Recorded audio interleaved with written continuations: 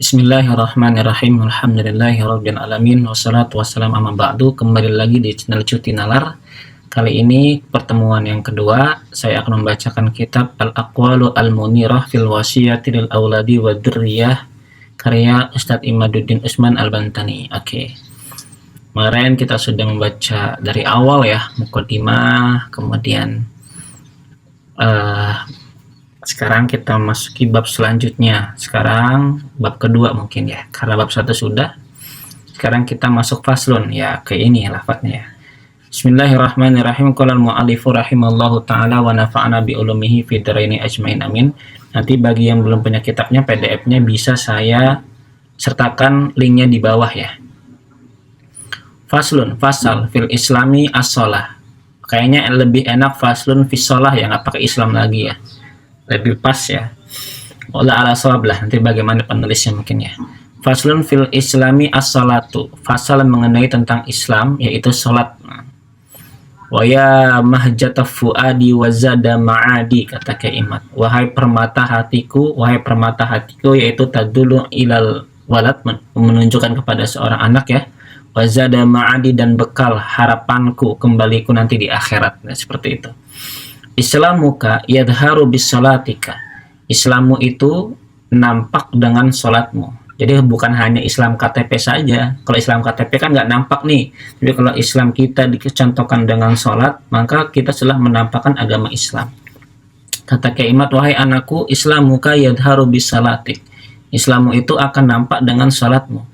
Ta'budu fiha rabbakal ladzi khalaqaka wa razaqaka, ta'budu, engkau menyembah fiha, di dalam sholat, Rabbaka, menyembah siapa? Rabbaka, menyembah Tuhanmu. Engkau menyembah Tuhanmu yang mana alladzi khalaqaka, yang mana Allah telah menciptakanmu, wa razaqaka, dan merezekikanmu, dan telah memberikan rezeki kepadamu. Ini kayak dalam kitab Wasoya ya. Arsadaqallahu wa faqaka lisolil amali, alladzi khalaqaka wa razaqaka ya. Hampir sama susunan kalimatnya.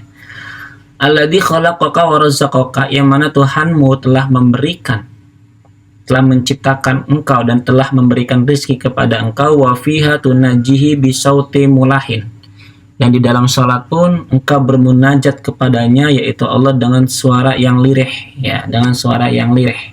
Fa innahu sami'a liman hamida sam'an, karena sesungguhnya Allah sami'a, mendengar, liman hamidahu, kepada seseorang yang memujinya, sam'an, dengan pendengaran yang sangat ya. Jadi Allah Maha mendengar ketika kamu memujinya dalam salat. Wa fiha tad'uhu bil hidayah ila siratihi al mustaqimi, dan di dalam salat engkau berdoahu kepada Allah bil hidayah, dengan hidayah, ila siratihil mustaqim, kan ihdinas siratal mustaqim gitu.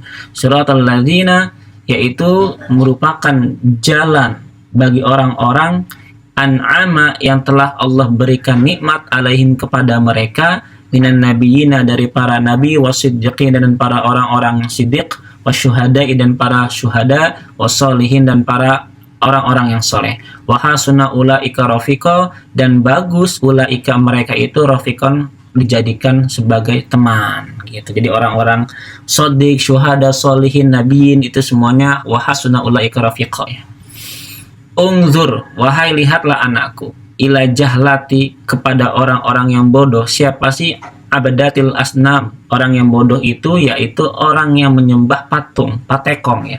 Ya'buduna khashi'ina ma yasna'una bi aidihim min hutamin, mereka menyembah khashi'ina, dengan khusyuk, ma yasna'una, apa-apa yang telah mereka buat, bi aidihim, dengan tangan mereka, min hutamin, dari sesuatu yang hancur. Dia ada sesuatu yang hancur, kemudian mereka buat, kemudian mereka sembah gitu. Nah itu kata Kaimat, ilal jahlah ubdatil asnam, ya, orang yang termasuk orang yang bodoh gitu kan. Mereka yang buat, kemudian mereka yang sembah gitu. Wa huwa lahum la yanfa'u wa la yadurru, padahal gitu kan, padahal yang mereka buat tersebut, lahum, bagi mereka ya, ubdatul asnam, para penyembah patekong, la yanfa'u, tidak memberikan manfaat, wa la yadurru, dan tidak memberikan mudarat sekalipun. Fal haya ukulul haya, maka malulah setiap malulah, maka malulah seluruh kemaluan, seluruh kemaluan ya, seluruh malulah, seluruh kemalu ya. Idza tusalli khaliqas samawati wal ardi, wal ardi, bila khusyu'in wa ijlalin wa ka'annaka ghafilun an uzmati dzil jalal. Kok idza ya? Ya ada idzan aja lah. Idzan tegan ya. Idzan apabila nggak enak kalau misalnya idza dzaraf ya. Jadi idza maknanya gimana ya?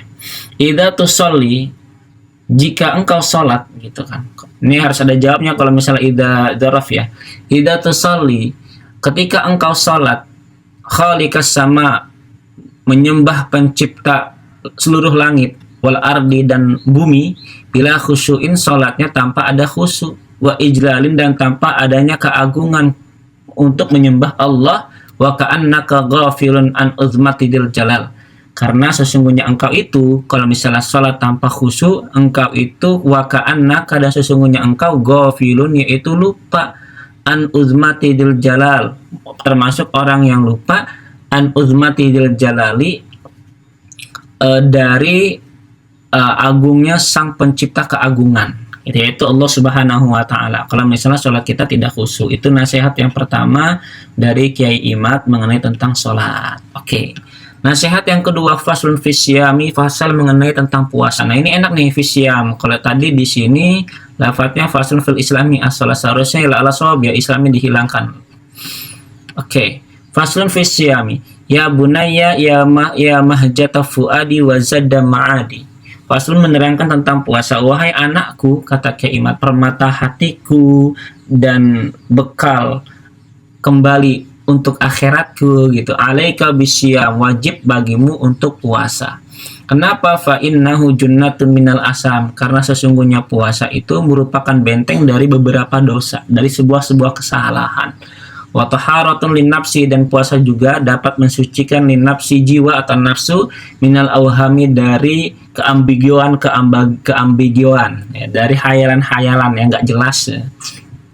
Huwa ta'atun lirrahman, puasa juga merupakan ketaatan pada Allah Subhanahu wa taala. Wa tazkiyatun lil janani, dan pensucian untuk hati. Supaya apa sih? Li ta'rifa mara'atal ju', supaya engkau wahai anakku merasakan bagaimana rasanya lapar, makanya Anda harus puasa gitu. Fatafidu min ainika ad-dumu, maka ketika kamu lapar, merasakan kelaparan, maka keluarlah, meneteslah dari kedua matamu ad-dumu, yaitu air mata. Jadi kita agar merasakan bagaimana rasanya kelaparan itu seperti apa, makanya kita puasa. Kan orang-orang yang nggak makan itu kan mereka pada puasa, pada nggak makan karena nggak memiliki makanan. Nah, agar kita bisa merasakan seperti itu, makanya dianjurkan kita berpuasa supaya mara'atal ju' ya. Wa takhshu'a, matuf ke litu'rifah, wa takhshu'a li rabbika fir ruku', dan engkau khusyuk ketika ruku menyembah Tuhanmu. Fasaumu madrasatul fuqara, maka puasa itu merupakan sekolah pelajaran bagi orang-orang yang fakir. Wa min hajjul qulubil atqiya, dan metode atau jalan bagi hati-hati orang yang bersih, yang bertakwa. Yudzikuka hurudzoma, supaya engkau merasakan bagaimana panasnya kehausan. Litadzkira man ana al-ju'a wadh-dhama'a, supaya engkau ingat bagaimana orang yang merasakan kehausan dan kelaparan. Wa yush'iruka bil lis'atir hurman, dan ketika kamu puasa engkau merasakan bagaimana sengatan perut rasa kosong. Fatariku lidhaifil hali wal ju'an, ketika engkau telah merasakan lapar, haus, merasakan perut kosong, maka faedahnya dari puasa itu, nak, kata Kiai Imad, fatariku, maka engkau menjadi lembut, lidhaifil hal, karena lemahnya keadaanmu, wal ju'ani, dan rasa laparnya perutmu. Falaisa saumu hurmanul a'imma'a, maka tidak dikatakan puasa bagi orang yang hanya mengosongkan perutnya saja.